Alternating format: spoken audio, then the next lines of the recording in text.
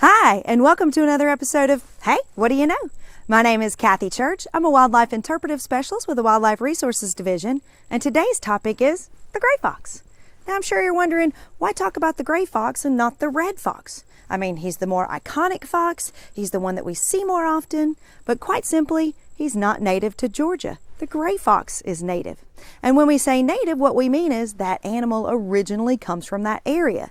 Non-native animals are ones that have moved in from somewhere else, like the red fox, who's actually native to the boreal forests of areas like Canada and Alaska, where it's pretty much frozen for 6 months out of the year. The trees don't grow quite as tall, and the canopy is much more open. The gray fox, on the other hand, he's actually native to the deciduous forest like we have here in northeast Georgia, where there are 4 definite seasons, the trees grow way taller, and the canopy is much more crowded. Now, a crowded canopy may not be easy to move through, but with this fabulous camouflage, it's perfect for hiding and staying safe. So I'm sure you're wondering, how did this guy get from the cold north down to the warm south? Very simply, deforestation.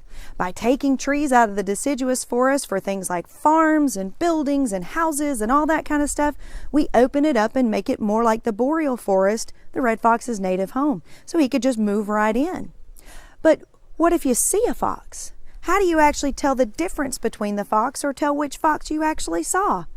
Well, color's a good idea, right? Red fox is mostly red, gray fox is mostly gray. That's why his scientific name actually means ashen silver. But if you look, the gray fox can have red on his ears and his neck and his legs, so sometimes it can be kind of confusing.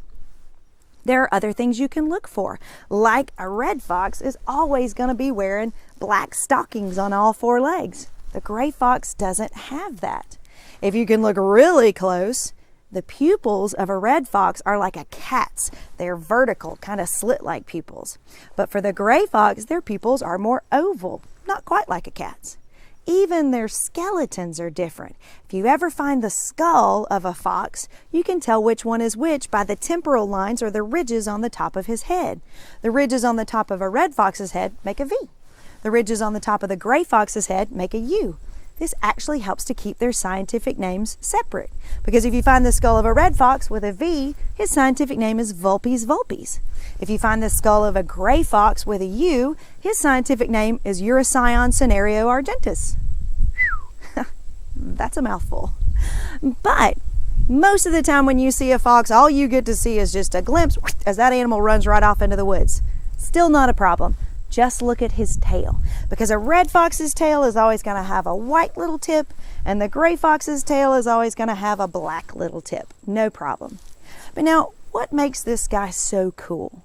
Well, this solitary monogamous little omnivore is one of only 3 species of dogs in the whole wide world that can climb a tree.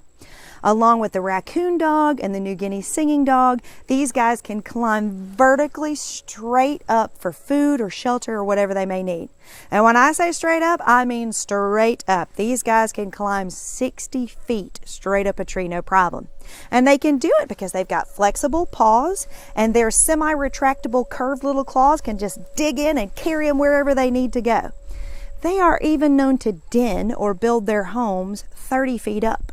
So if you want to see a red fox, look down on the ground. But if you want to see a gray fox, look up. This adaptation of climbing is actually so successful that they are great at hiding and finding food, and they even sometimes find extra food. So when they find extra food, they will bury it, mark the spot where they buried it so that they can come back and find it later. I'm sure you're wondering, how do they mark the spot? Well, they urinate on it. Now, it's gross, but it works. So, hey, what do you know? Gray fox is actually Georgia's native fox. He is an expert at climbing trees, which is where he gets the nickname tree fox, and he pees on his food so he can find it later. Who knew? Hey, thanks for joining me today. I hope you learned something that you didn't know about our gray fox, and keep an eye out for more. Hey, what do you know?